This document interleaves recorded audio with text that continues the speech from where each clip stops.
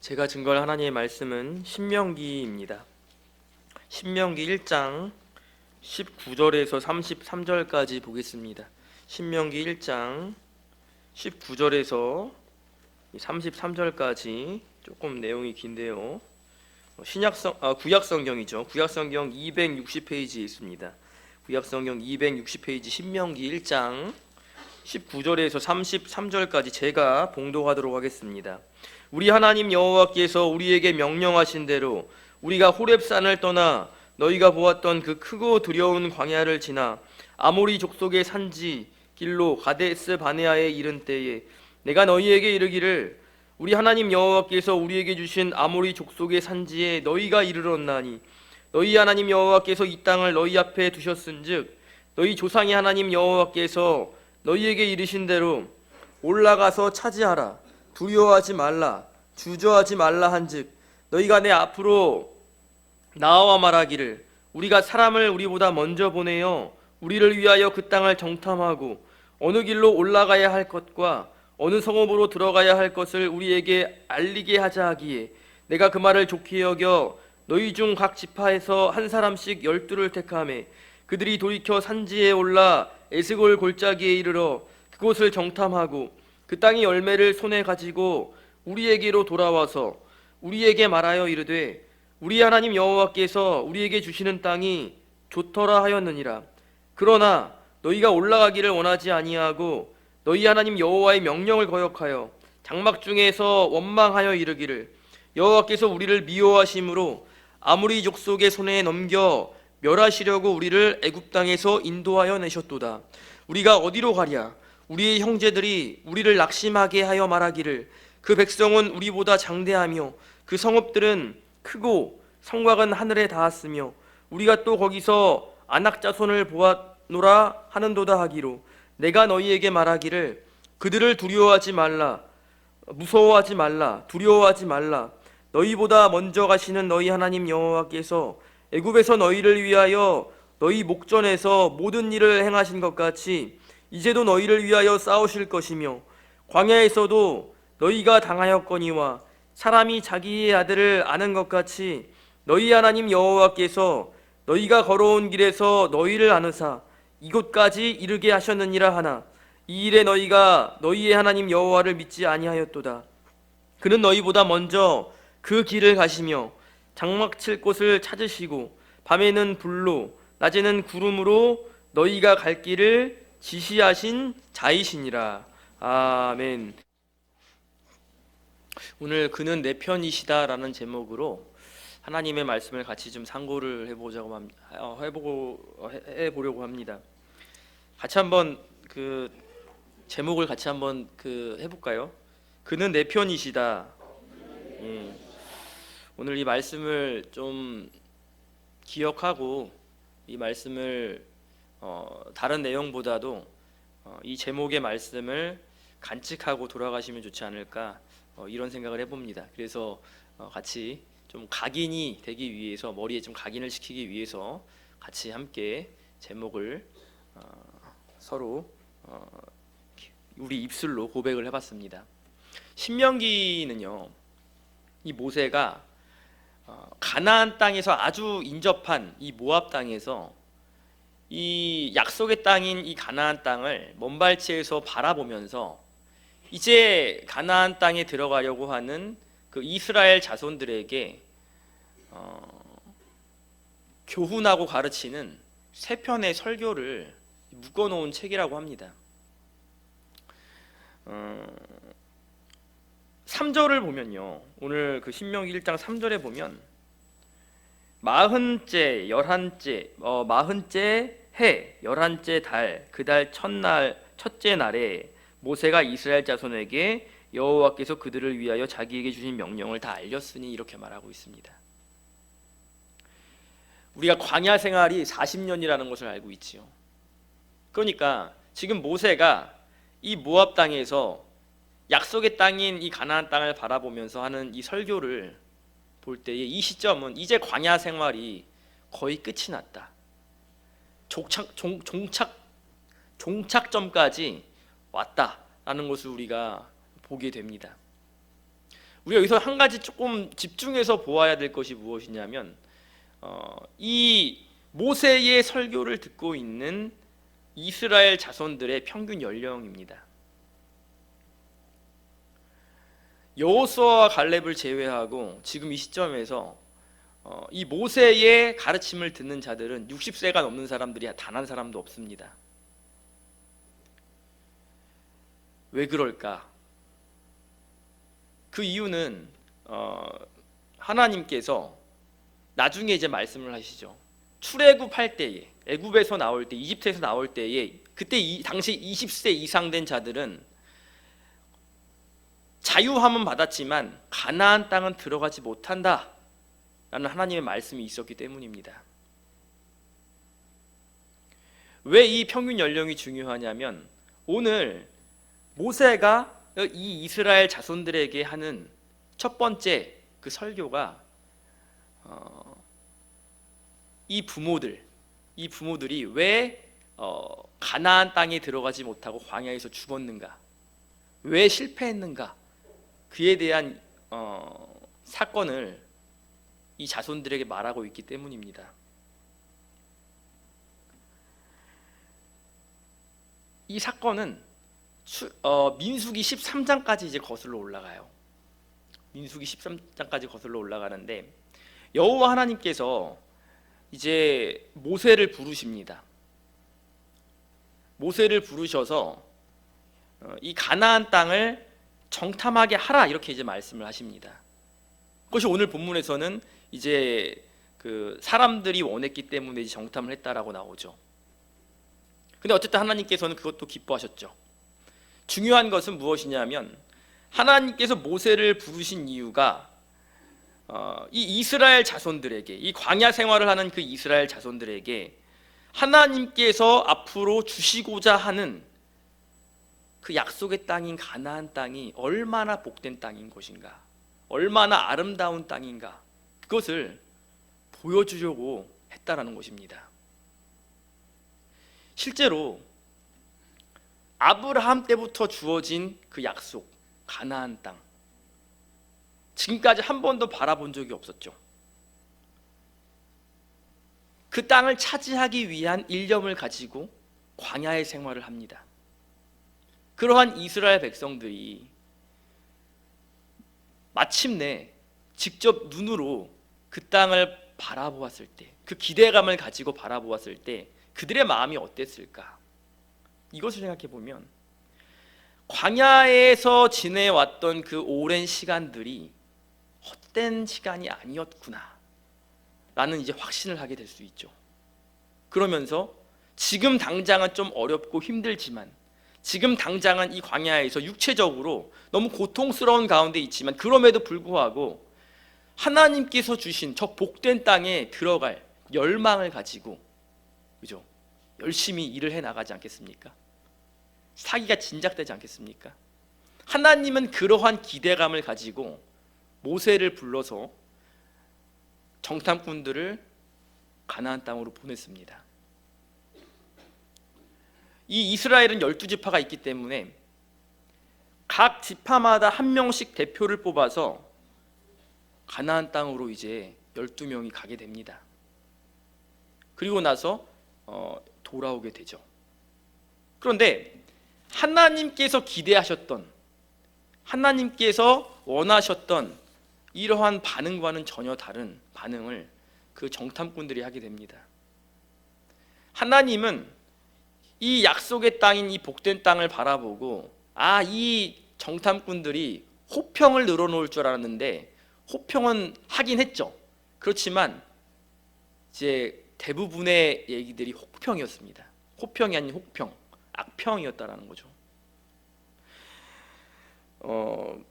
민수기 한번 제가 찾아서 읽어보겠습니다. 민수기 13장 27절에서 28절을 보면요, 민수기 13장 27절에서 28절에 보면 모세에게 말하여 이르되 당신이 우리를 보낸 땅에 간즉 과연 그 땅에 젖과 꿀이 흐르는데 이것은 그 땅의 과일이니이다. 그러나 그 땅 거주민은 강하고 성읍은 견고하고 힘이 클 뿐 아니라 거기서 안악 자손을 보았으며, 이렇게 말하고 있습니다. 또 민수기 13장 31절에서 33절까지 보면요, 민수기 13장 31절에서 33절까지 보면 그와 함께 올라갔던 사람들은 이르되 우리는 능히 올라가서 그 백성을 치지 못하리라. 그들은 우리보다 강하니라 하고 이스라엘 자손 앞에서 그 정탐한 땅을 악평하여 이르되 우리가 두루 다니며 정탐한 땅은 그 거주민을 삼키는 땅이요 거기서 본 모든 백성은 신장이 장대한 자들이며 거기서 네피림 후손인 아낙 자손의 거인들을 보았나니 우리는 스스로 보기에도 메뚜기 같으니 그들이 보기에도 그와 같았을 것이니라. 이렇게 말하고 있습니다. 하나님의 약속을 단순히 들은 것만이 아니라 눈으로 직접 보았습니다. 그것을 우리가 어디서 알 수 있습니까? 지금 제가 말씀드린 읽은 대로 그 땅에 과일을 가지고 왔습니다. 그 내용이 오늘 본문 25절에 나타납니다. 25절을 보면 그 땅이 열매를 손에 가지고 우리에게 돌아와서 하나님께서 아브라함에게 주셨던 그 약속, 그 땅을 바라보았습니다. 그 땅에 들어갔습니다. 그리고 거기에 있는 과일을 가지고 왔습니다. 그리고 나서 이렇게 말하죠. 25절 하반절에 보니까 우리의 하나님 여호와께서 우리에게 주시는 땅이 좋더라 하였느니라. 과연 하나님께서 약속하신 그 땅은 너무나 좋은 땅이었습니다. 그러나 그들은요, 하나님의 약속만을 바라보지 않았습니다. 현실을 바라보게 되죠. 그리고 나서 그 현실 속에서 무엇을 느끼는가? 하나님의 약속을 성취하겠다라는 마음이 아니고 하나님의 약속을 거절해 버립니다. 마주한 현실 앞에서 약속을 지키지 않겠다는 그런 생각을 하게 된다는 것입니다. 어떻게 보면 굉장히 한심해 보입니다.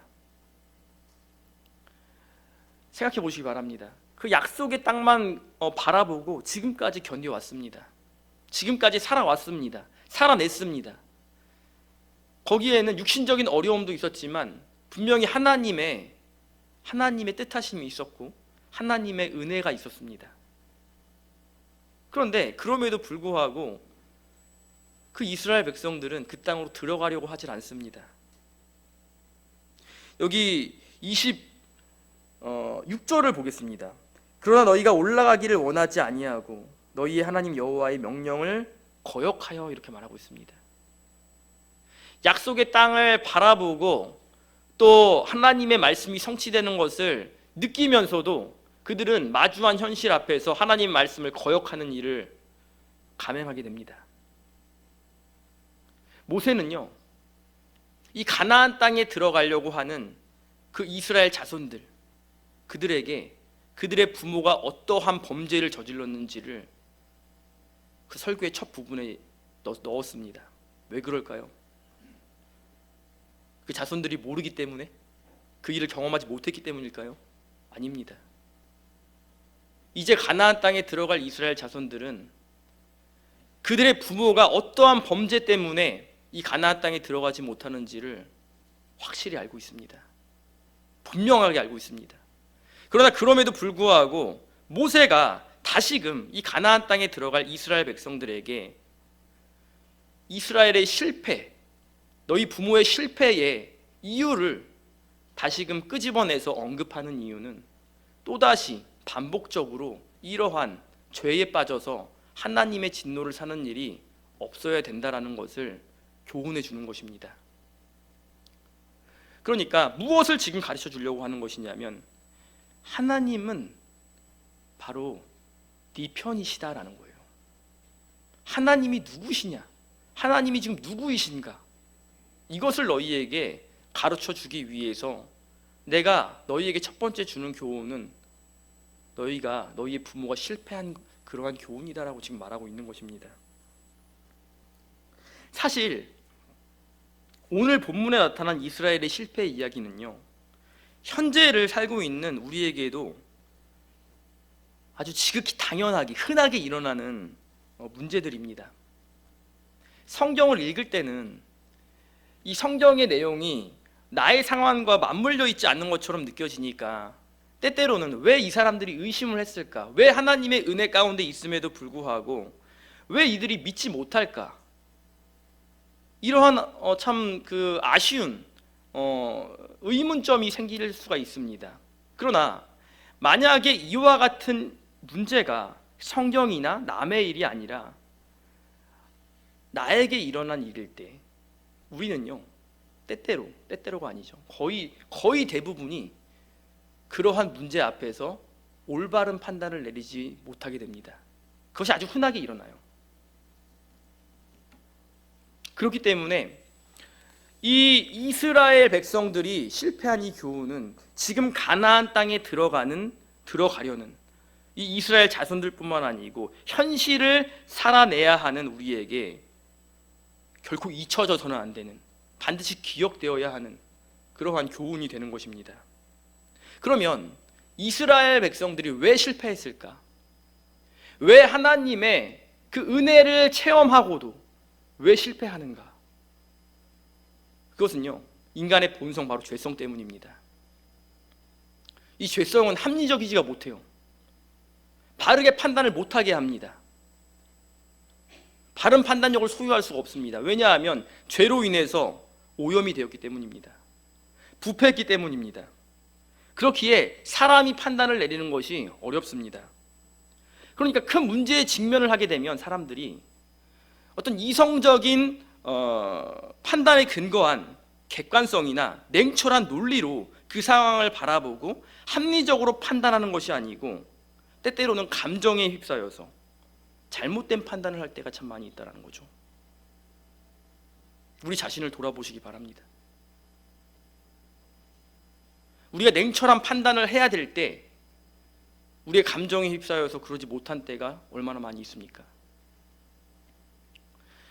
그 격투 경기 있잖아요. 여기 그 이제 어르신들이 많은데 그 한때는 이제 격투 경기가 굉장히 이제 유행을 했었죠. 그죠? 뭐 제가 갑자기 뭐 기억이 안 나네요. 권투라든지 권투 이후에 이제 그 뭐죠? 그 프라이드 뭐 이런 것들 있는데 경기가 시작되기 전에 그 서로 이제 마주해요. 그 선수들이. 근데 거기서 도발을 합니다. 도발을 하는 이유는요, 그 사람이 인성이 나빠서인 것도 있을 수 있지만 감정에 휩싸이게 만들려고 하는 거예요. 감정에 휩싸여 버리면 어떤 일이 발생하냐면 내가 지금까지 했던 연습대로 하질 않습니다. 경기를 무너지게 되는 겁니다. 그것이 분노의 감정이에요. 또 다른 감정이 있는데 두려움의 감정입니다. 쉽게 말하면 제가 이렇게 섰습니다. 준비를 많이 하고 섰습니다. 그렇지만 모든 것들을 다 여러분들에게 증거하지 못했습니다. 왜 그럴까요?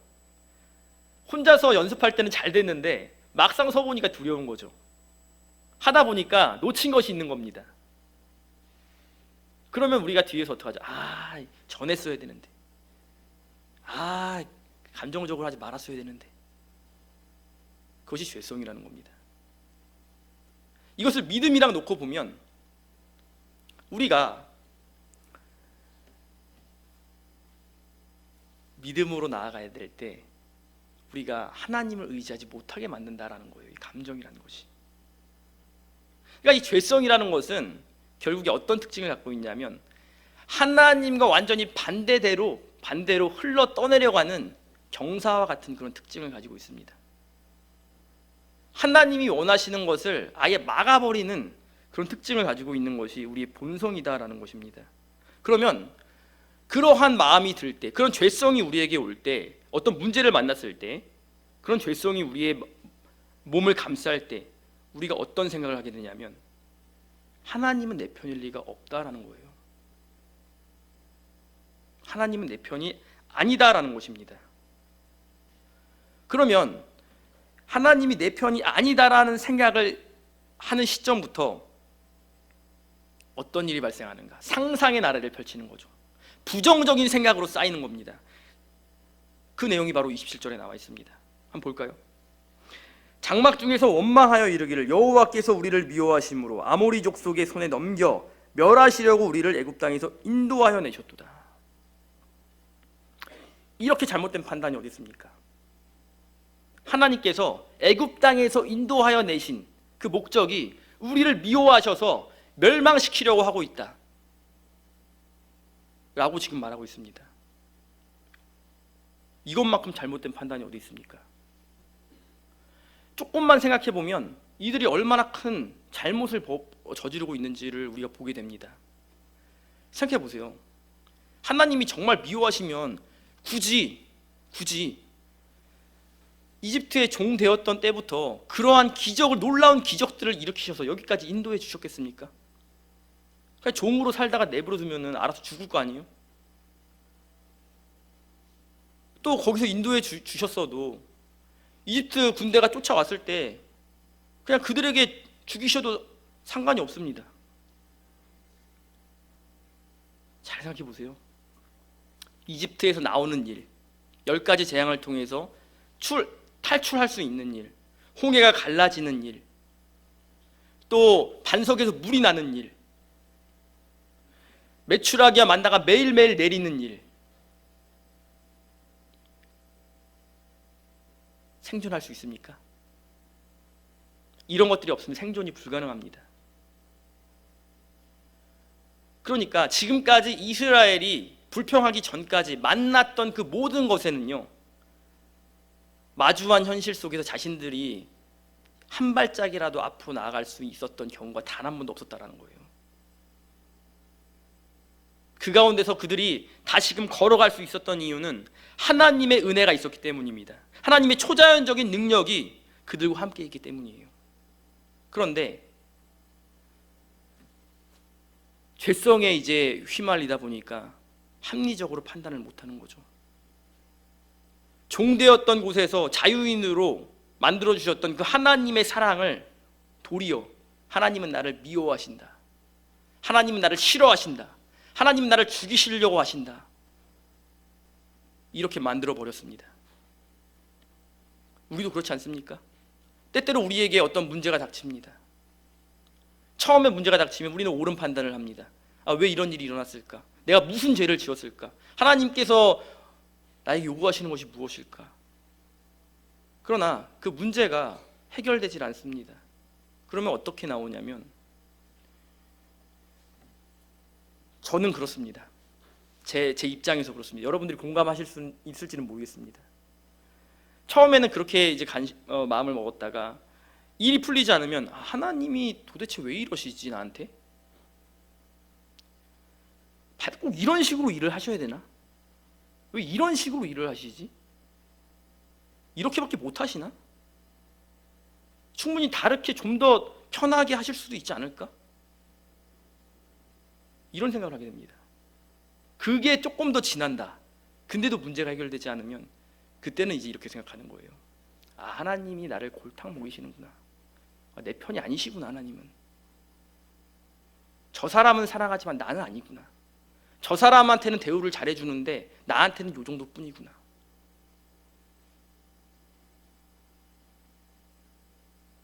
오늘 이스라엘 백성들이 그렇습니다. 이제 얼마 남지 않았어요. 약속의 땅이 먼발치에서 바라보이는 땅입니다. 그러나 이스라엘 백성들은 그 약속을 거절합니다. 우리 하나님의 은혜 가운데 살고 있습니다. 근데 때때로 우리 죄성이 하나님을 의심하는 자리, 하나님이 내 편이 아닐 것이라는 이런 의심의 자리로 우리를 끌고 간다는 것입니다. 근데 너무나 재미있는 것은 무엇이냐면, 한번 의심하기 시작하면요, 현실에 있는 이 사실들이 하나님께서 우리에게 보여주셨던 그 약속과 정반대되는 것처럼 보여지는 것들이 너무나 많다라는 거예요.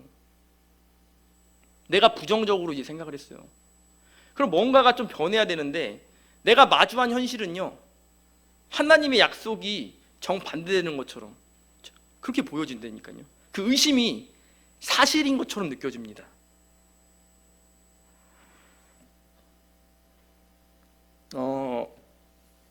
28절을 볼까요? 28절 보세요. 우리가 어디로 가랴? 우리의 형제들이 우리를 낙심하게 하여 말하기를 그 백성은 우리보다 장대하며 그 성읍들은 크고 그 성곽은 하늘에 닿았으며 우리가 또 거기서 안악자손을 보았노라. 그렇잖아요. 약속의 땅은 받았지만 보여지는 현실은 어떠냐면 거기 있는 민족은 우리가 결코 이길 수 없는 강한 상대처럼 보여지는 것뿐만 아니고 진짜 그렇습니다. 단순히 생각으로만 오는 두려움이 아니고 정말 그런 사람들이에요. 정말 장대한 사람들이고 정말 이 성곽을 무너뜨릴 수 없을 것 같은 그건 정말 장대한 성읍입니다. 성곽처럼 되어 있습니다. 우리 삶도 그렇지 않습니까? 내가 의심을 한번 하기 시작하면 어떻죠?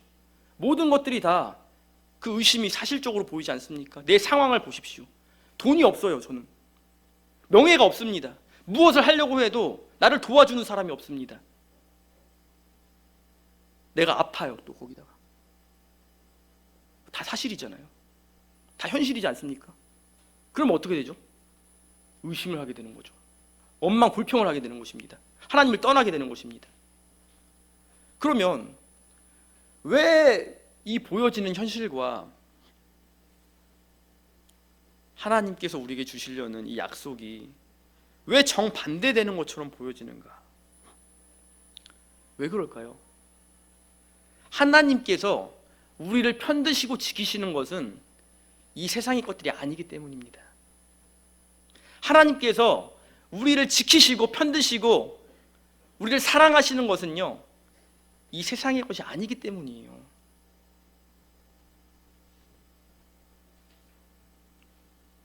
믿음은요, 보이지 않는 것들의 증거라고 했습니다. 세상이 이렇게 돌아갈지언정 반드시 보이는 것들로만 세상이 또 역사가 좌우되지는 않습니다. 우리가 살아봐서 아시지 않습니까? 보이는 것들만으로 모든 것들이 다 이루어지는 것은 아닙니다. 우리는 보이지 않는 것들을 바라보면서 나아가는 사람입니다. 그렇기 때문에 믿음은 보이지 않는 것들의 증거라고 말하고 있습니다. 실상이 되는 거죠. 그런데 의심을 하기 시작하면 끝이 없는 거예요. 왜냐하면 결국 나는 합리적인 판단을 하지 못하는 감정에 휩싸인 그 자리에 이미 나아갔기 때문이에요. 이스라엘 백성들과 뭐가 다릅니까? 현실을, 하나님의 약속을 바라보고도 마주선 이 현실 앞에서 하나님께서 우리를 미워하신다라는 잘못된 판단을 하고 또 사실을 말하죠. 그 사람들은 우리보다 강하다. 그러니까 우리의 현실 앞에서 신앙의 가장 큰 문제는 무엇이냐면 마주한 현실 속에서 죄성을 다스리지 못한다는 거예요. 마주한 큰 산 앞에서 냉철한 판단으로, 객관적인 논리로 하나님의 뜻이 무엇인지를 분별하는 것이 아니고 감정에 휩싸이게 됩니다. 그러니까 하나님이 원하시는 것과는 정반대되는 판단을 해버리는 거죠. 모세는 이것을 두려워합니다. 모세는 이것을 걱정합니다. 그렇기 때문에 이제 가나안 땅에 들어갈 그 이스라엘 백성들에게 자신들의 부모가 지었던 그 죄를 다시금 범하지 않게끔 하기 위해서 모세는 다시금 이스라엘의 실패를 언급을 하고 있습니다. 그러면서 하나님이 누구신지를 알아야 된다는 거예요. 너희들이 이 죄를 반복하지 않기 위해서, 하나님을 떠나지 않기 위해서 제일 먼저 너희들에게 필요한 것은 하나님이 누구신지를 알아야 된다. 그 내용이 29절부터 31절에 나와 있습니다. 29절을 보겠습니다.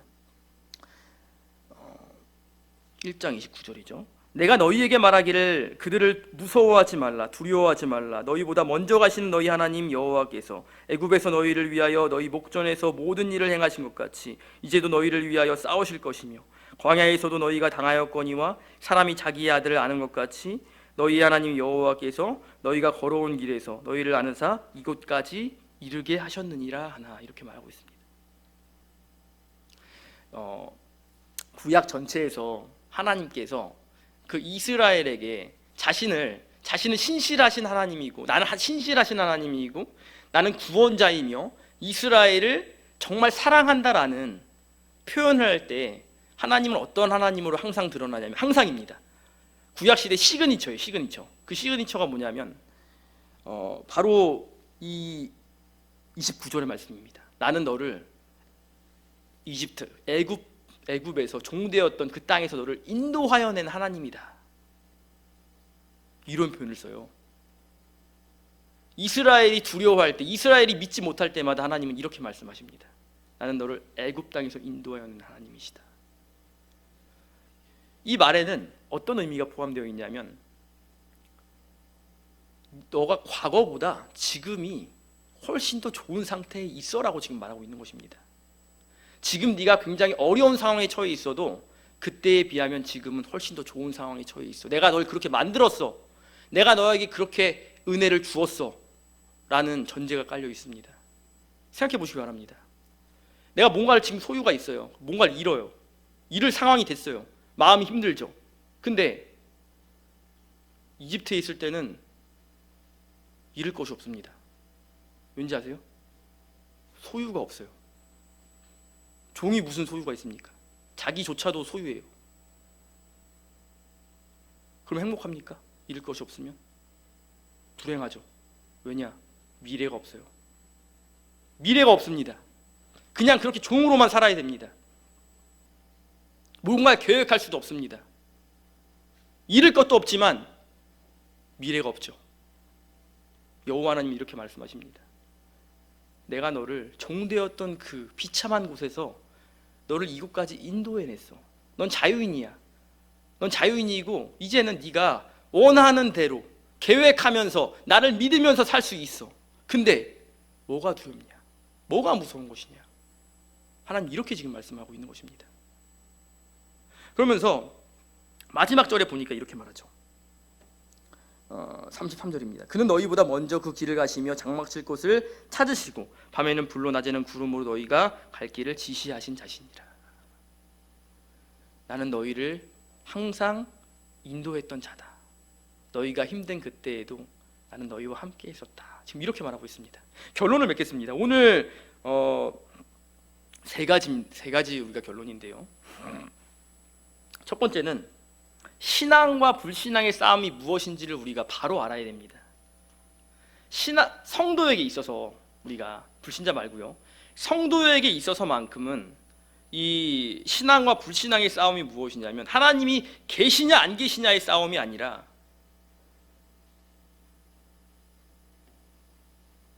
내가 하나님을 의지하느냐 아니면 나를 의지하느냐의 싸움입니다.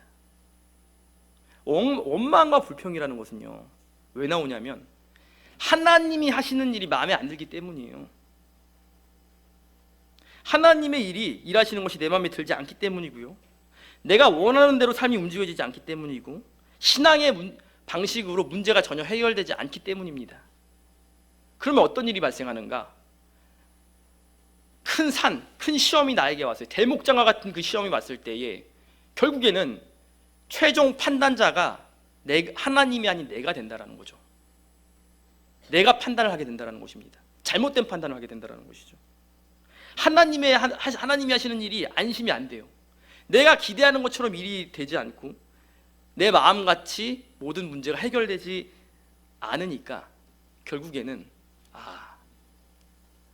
내가 알아서 판단하자, 내가 알아서 모든 것을 해보자, 이렇게 이제 나아가게 된다는 것입니다. 그러나 성경은요, 끊임없이 하나님의 신실하심을 증거합니다. 끊임없이 증거해요. 시건치 않으시고 거룩하시고 공의롭고 오래 참으시고 그런 하나님을 강조하죠. 하나님은 그러한 분입니다. 그러한 내용이 아까 전에 모세가 이스라엘 백성들에게 한 내용과 일치하고 있습니다. 두 번째는요, 구약에서 하나님의 사랑은요, 신약에서 더욱더 확장돼서 나타납니다. 아까 말씀드렸듯이 구약에서 나타난 하나님은요, 나는 너를 애굽 땅 종되었던 집에서 인도하여 낸 여호와 하나님이라고 한다면, 신약에서 하나님은 조금 달라요. 신약에서 하나님은 어떤 하나님이냐면 나는 너를 구원하기 위해서 내 아들 예수를 갈보리 십자가로 보낸 그런 분이야라고 라고 신약에서는 말을 하고 있습니다. 그러니까 구약에 나타났던 그 하나님의 그 사랑, 이스라엘을 종되었던 곳에서 이끌어낸 그 사랑이 어디까지 연결이 되냐면 내 아들을 보낸 거예요. 내 아들 줬어. 원수를 위해서, 택한 백성들을 위해서 내 아들까지 주신 그분이 네 편일 리가 없다라는 생각을 하는 것은 말이 안 된다라는 거죠. 우리는 잊을지라도 하나님은 잊지 않으십니다. 우리는 시건하고 변개할지라도 하나님은 회전하는 그림자도 없으십니다. 우리는 염려해서 키를 한 자라도 늘릴 수 없지만 하나님은요, 우리를 위해서 온 천하 만물을 만드시고 아들을 주시고 필요하다면 필요한 모든 것을 주실 수 있는 만능의 하나님입니다. 이것이 믿음의 근거가 되어야 됩니다. 세 번째는요, 현실의 벽을 넘어야 돼요. 평소에 우리의 믿음이 견고한 것처럼 보이지만 결국 믿음이 드러나야 될 때 믿음이 드러나지 않습니다. 왜냐하면 현실이 주는 무게가 너무나 무겁고 버겁기 때문입니다. 그러다 보니까 우리가 하나님의 은혜를 그 가운데서 놓칠 때가 있습니다. 갈릴리 바다 속에, 갈릴리 바다 가운데 있는 그 예수님과 제자들, 그 풍랑이 있는 그 배를 보시기 바랍니다. 풍랑이 이럴 때 제자들은 너무나 놀라죠. 예수님을 깨우죠. 예수님은 풍랑을 잔잔케 하십니다. 그리고 제자들을 꾸짖습니다. 왜 꾸짖죠?